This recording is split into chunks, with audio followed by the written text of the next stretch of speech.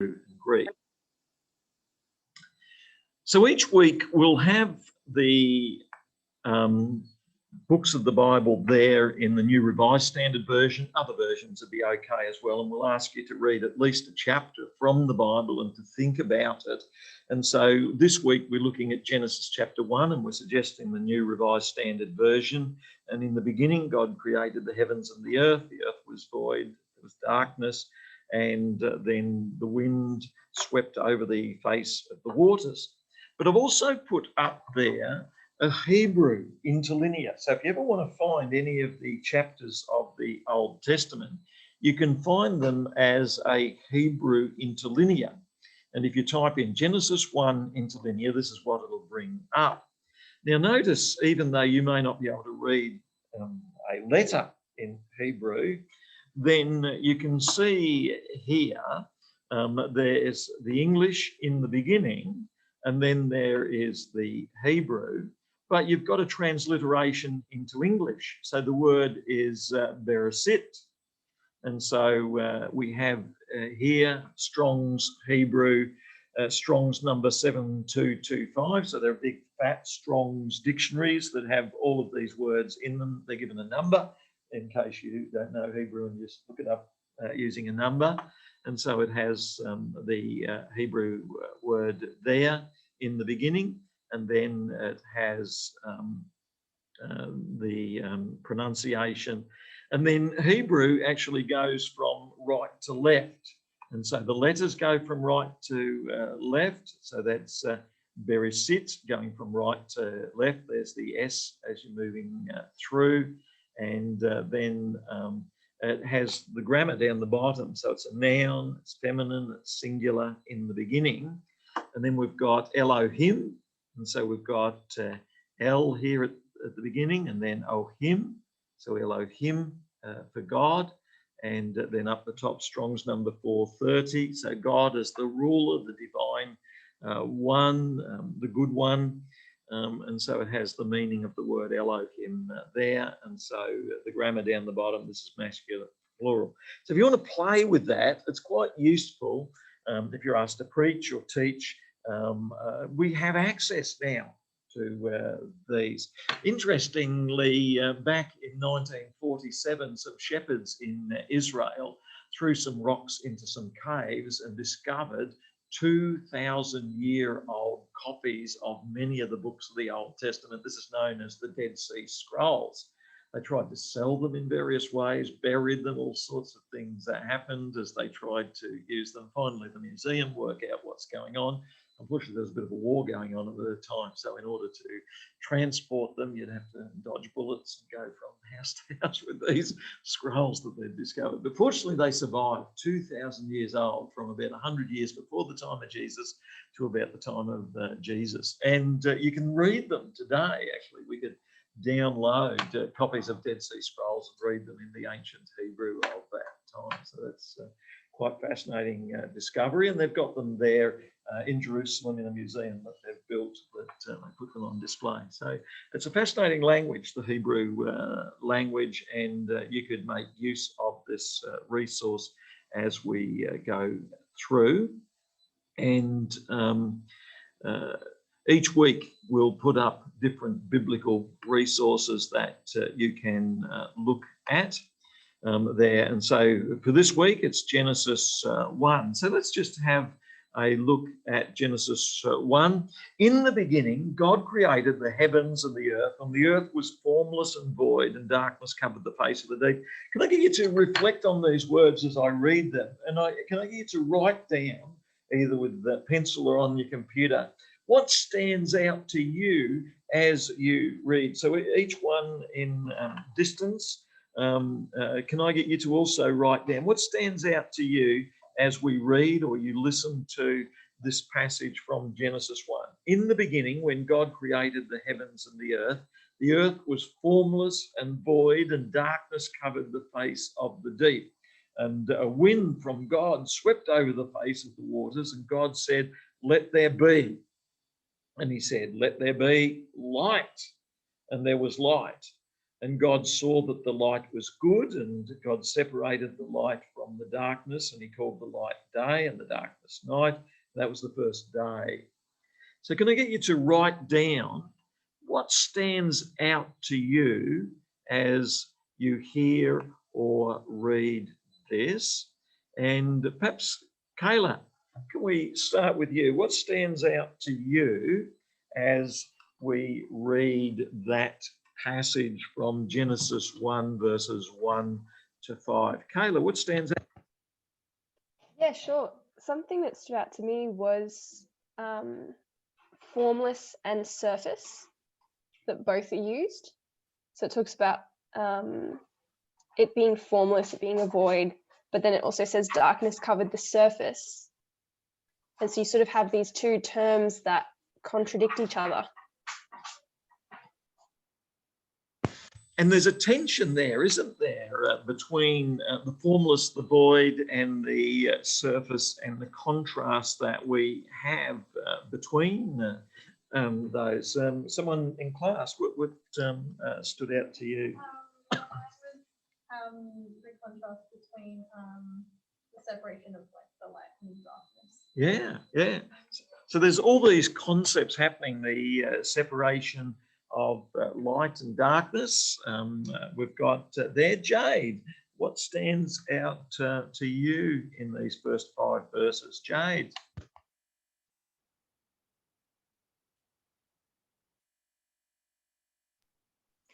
Yeah. I'm not sure what the right answer here is exactly, but I don't know. I was just deliberating over the how it says God's spirit was like darkness covered the face of the deep, and how it's like the difference between darkness covering it and then God's spirit kind of coming in. That's all I got. That's very good. So we see some contrasts there. Let me just introduce briefly and quickly some thoughts, and we could go deeper into this. The second day, God says, let there be a dome in the midst of waters, and let it separate. Now, we don't have land yet, but we've got water. And God made the dome and separates the waters, and we've got the atmosphere, the waters above, the clouds, and then we've got the other waters as well, and that's day 2. Day 3, we've got the waters gathering, and then we've got the land gathering. So we've got the sea and the land, and the land is earth, and the waters are the seas. And in each of these days, God sees that it is good. And then verse 11, let the earth put forward vegetation. So we've not only got land, we've got vegetation, we've got plants, we've got fruit and fruit trees, and we've got seed, and then there's all sorts of seeds and trees. That's the third day out of 6 or 7 days. Then on the 4th day, we go back to the story at the beginning of lights, and we say, let's have the lights, specific lights up there in the sky, and 2 great lights, the daylight, the sun, and the light of the night, the moon, I think. And that's the 4th day. And then we had on the 2nd day waters. Now we've got birds flying in the atmosphere above, and we've got fish swimming in the water below, and that's the 5th day, and God says that it's good.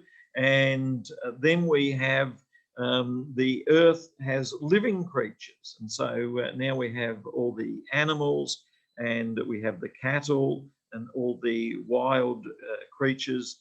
And then at the end of the 6th day, God makes humans, and very importantly, it says they are in the image of God. And so there's a lot of thought here that you can give to the question, what's it mean to be made in the image of God? So if we jump around a couple of people, any thoughts on what it means to be made in the image of God? Is it Imago Day? Yeah, Imago Day, yeah. I studied it last semester, so I should know. It's not just like a physical Yeah. Yeah. Yeah. Sounds good. Thoughts? And then after next, yep.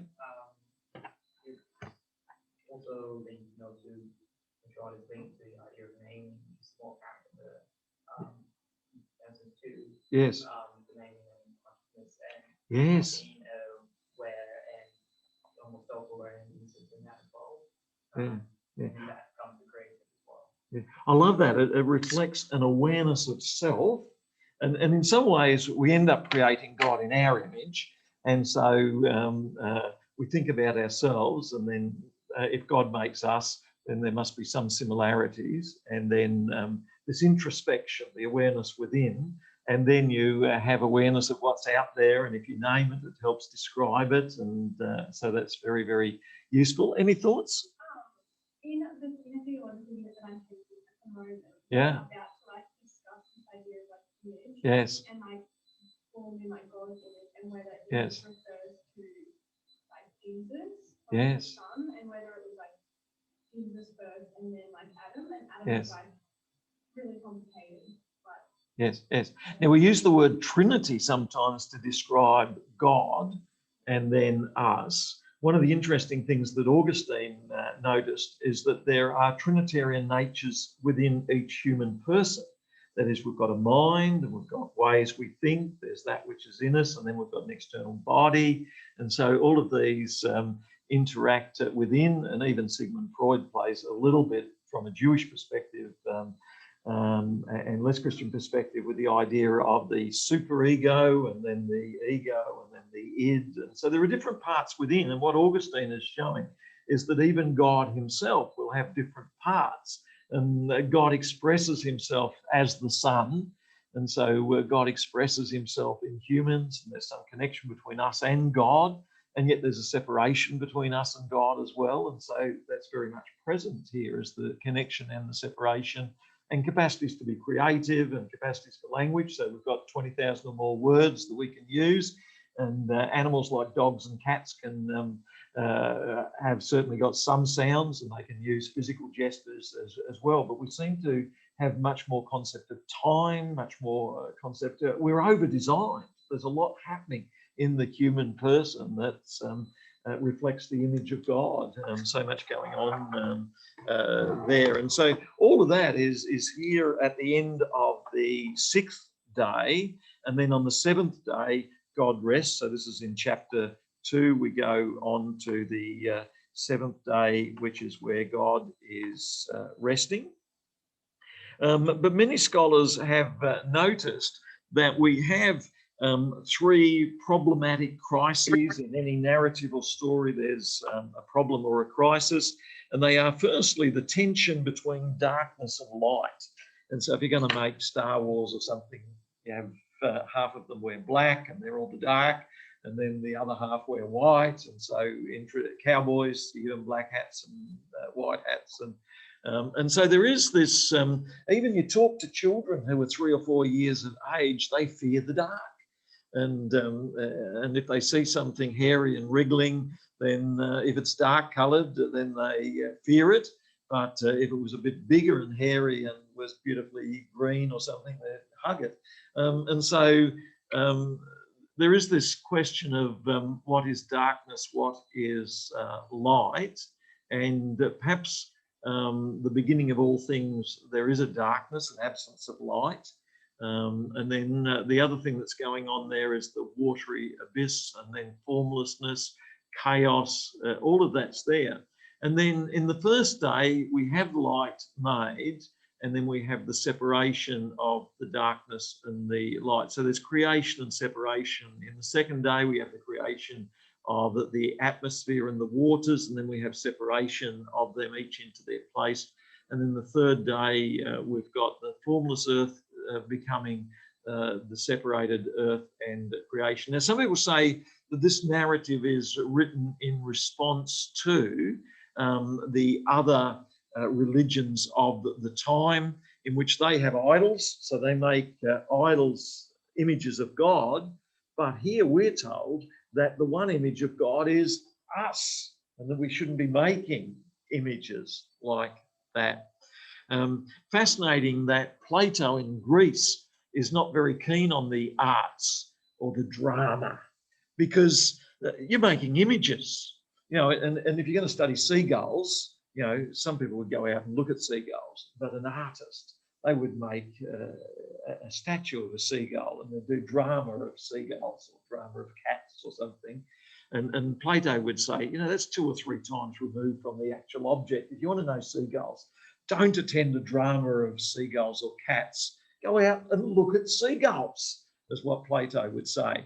But I think Plato's problem is not with the arts themselves. His problem is the weakness of representation of what's out there. And that's the problem of making idols, is the weakness of the representation of God, because we make gods in our own image. And that's what the Greeks tended to do. And Plato and Aristotle were upset at that.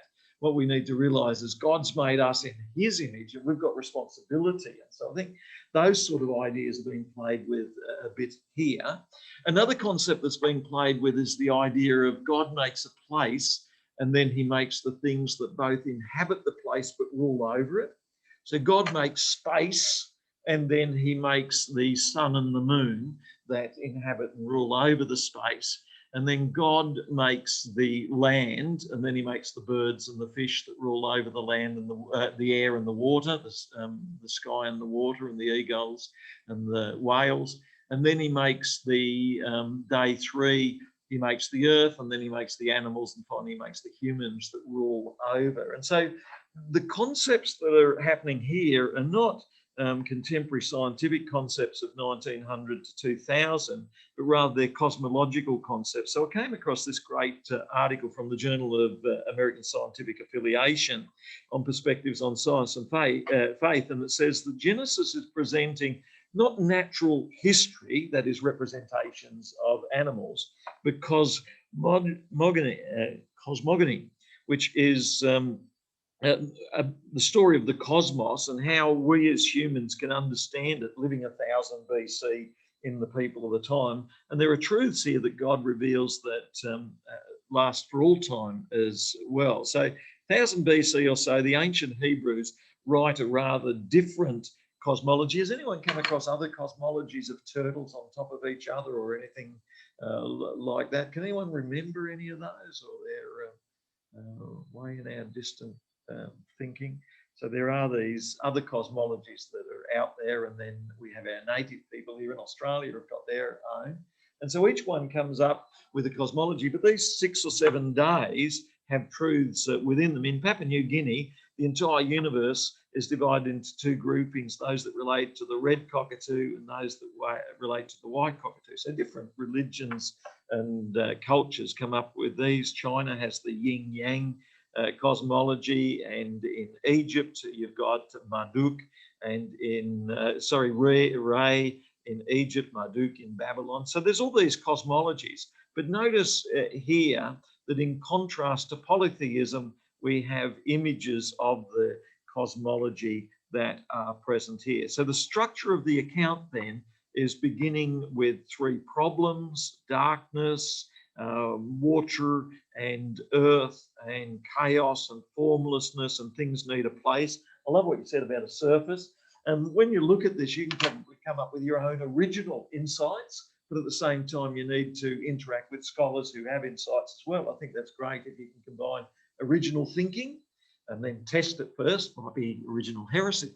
And then you've got other thinking as well. So all of that's here. So Genesis teaching a creation against other polytheisms that are there at that time.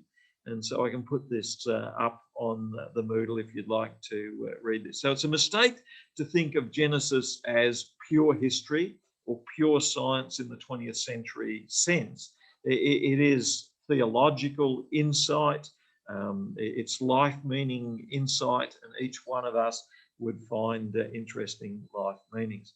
Interesting, most people up until 1930 believed that all of space was just out there, but there was a Belgian priest who thought about it a bit more and thought, I think that everything would come into being. And it wasn't partly his faith that led to that, though he was a Catholic priest.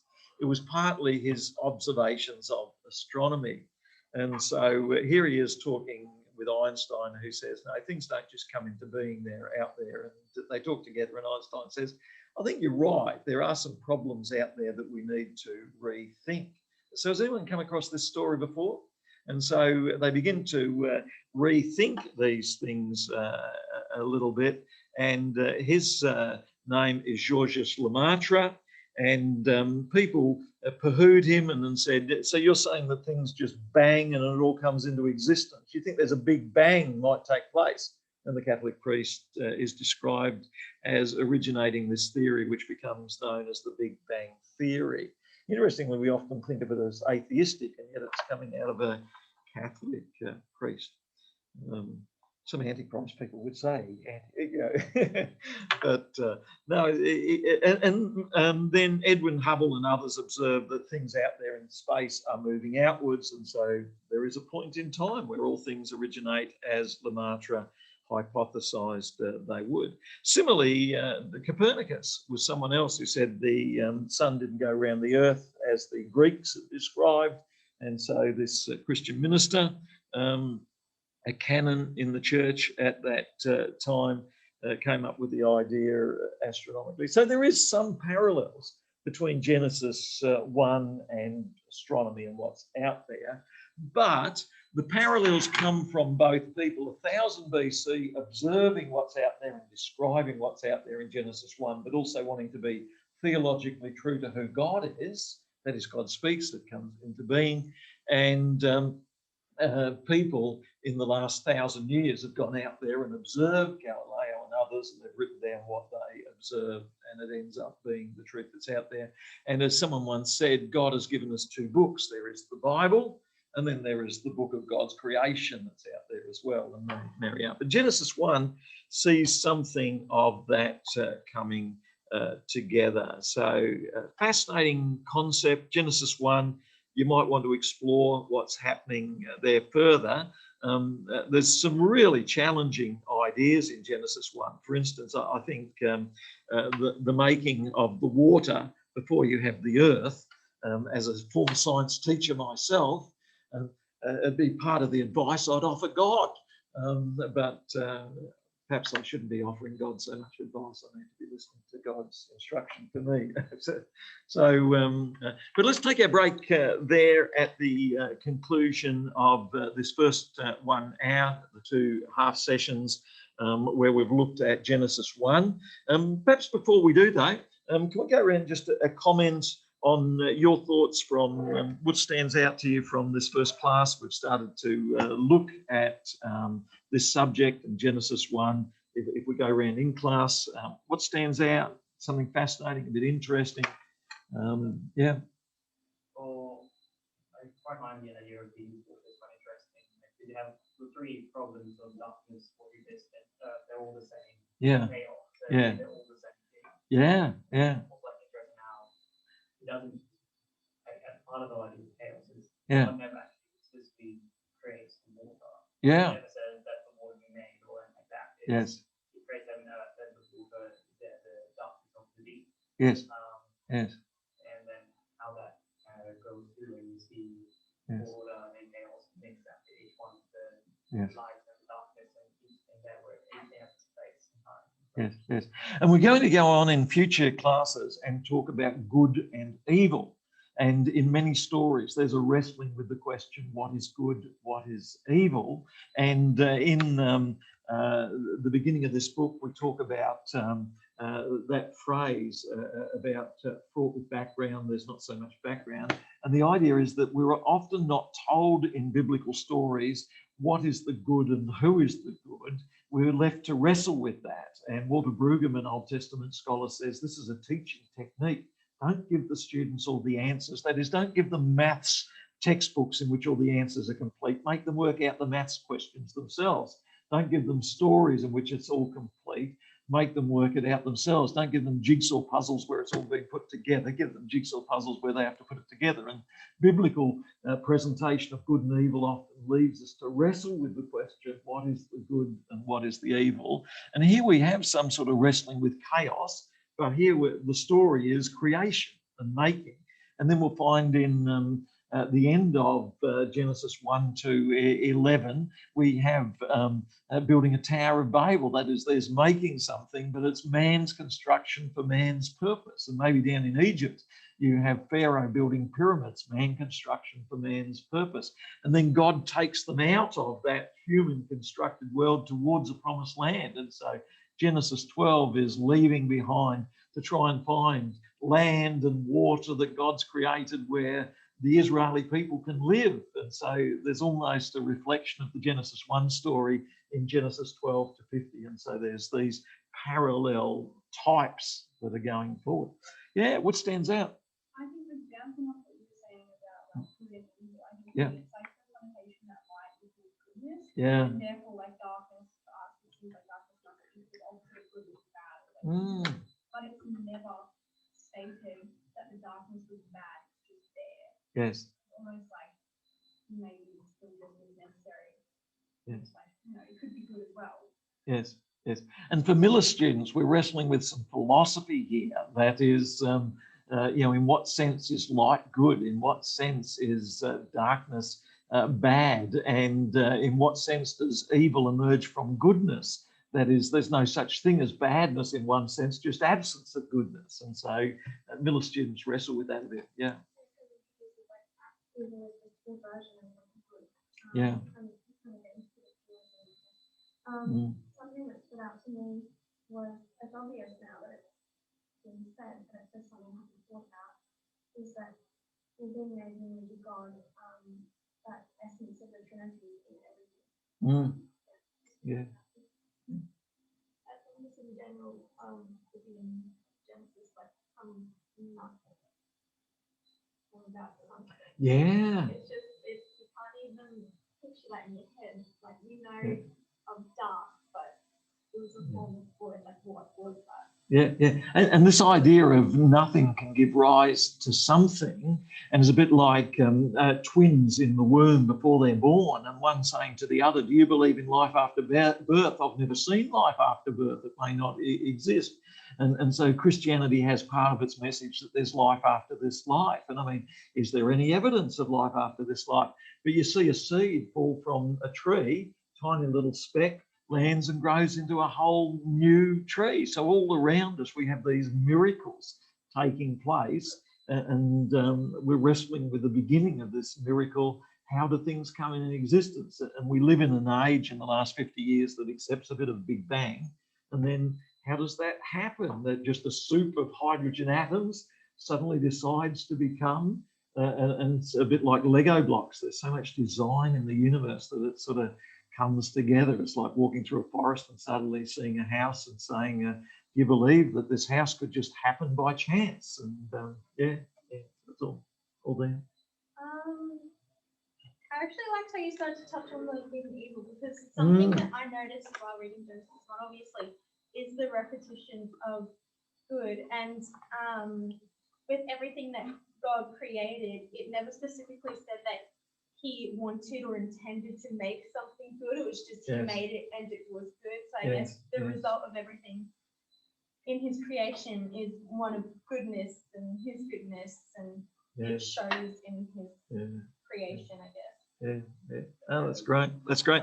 And out there to the students who are out there, Matthew, what stood out to you at this first look at Genesis?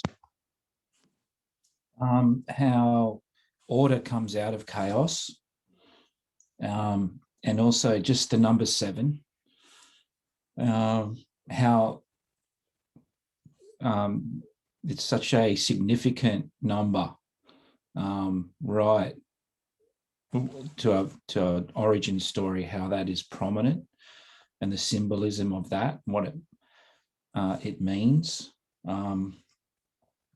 And the last thing was just the repetition of on the 1st, 2nd, 3rd, down to the 7th day. I'm just thinking about the oral tradition, how this origin story is compacted down to where, I can imagine sitting around a campfire. And someone asking, where did we come from, and how this story is kind of, it's a lot easier to remember because of the way it's structured. Very good. Very good. And Catherine, what are your thoughts? What stood out to you? And then Melissa after Catherine. I actually really liked what Matthew was just saying, that about the oral history, because I too have that picture of people sitting around for thousands of years and passing down this beautiful story, again bringing order in chaos, but that oral history, that really is a big part of Genesis. Very good. And also, Melissa, your thoughts? I thought it was pretty cool. I don't know if it was like really touched on, but in the verses, whenever like at the end of each day, like God would always say that like it was good. But I kind of thought it was pretty cool how after he creates like humans like in his image, like and like reflecting him or whatever, he doesn't just say it's good, but like he actually says it was like very good. And that like it kind of gives more significance to like, yeah, everything he created was good, but it wasn't complete yet. And then like once he had like the humankind and they were created in his image, he saw that it was then like very good. I don't know, that was kind of like something that stood out for me. That's great. And Jade and Kayla. Jade and then Kayla. What stood out to you? Oh, so much. It's I was actually just by complete fluke just looking into the whole Marduk story and the kind of like how Genesis 1 is like a commentary on the Babylonian cosmology, and that's so interesting. I think the things that stood out to me though was how in the Genesis story, instead of like the other different cosmologies, the gods and things, they like and the deities, they like emerged from the chaos, or like in the Egyptian one, if I'm getting if I'm not getting my wires crossed here, like he came out of the waters and like emerged from that. But in the Genesis, God was there first, and kind of how the second kind of concept that was standing out to me is that God was there before it, and he tamed the chaos like in calmness, he just spoke. He didn't have to battle it, and that chaos it's not a place for humans. And I was just reflecting on what one of these other students said, sorry I forgot your name, but mentioned how it doesn't necessarily describe the darkness as evil, but I think it's very clear that it's not a place where humans are meant to be. It's not where they're supposed to dwell, and not where it's even possible for them to dwell. And how God creates, the place and then the inhabitants, and he sets it all up. A lot of only partially formed thoughts here, but yeah. And Kayla, your thoughts? That was great, Jade. Great insights. I look forward to seeing what you write from that too at some stage. Great. Kayla, your thoughts? I found it interesting, just the comment you made about how we're made in God's image, and in some ways we end up creating God in our own image. I thought that was just a really interesting perspective, but I also liked the idea that in all sort of narratives, there's this contrast or tension between light and dark. And that sort of got me thinking about, about stories where it isn't necessarily like the conflict or the crisis is brought about by other people, like bad guys or, whatever. What about where it's like a natural force, like where you have stories where it's sort of like a good side and then a natural force, and then how would you wrestle that out to be, well, is that darkness is natural, like tsunamis or like the flood story? Obviously there is a darkness in that, but where there's this natural sort of element, how do you bring light and dark into that? That's great, Carla. I really like that, wrestling with the idea of natural evils, and even people when they go astray, often it can be inclinations that could be seen as immaturities that need to be dealt with as well. So rather than seeing evil as something people choose, a number have written about this idea that even in the Holocaust in World War II, people often weren't choosing to do evil. I'm going to do evil today, but they were doing what they were describing as useful in some way.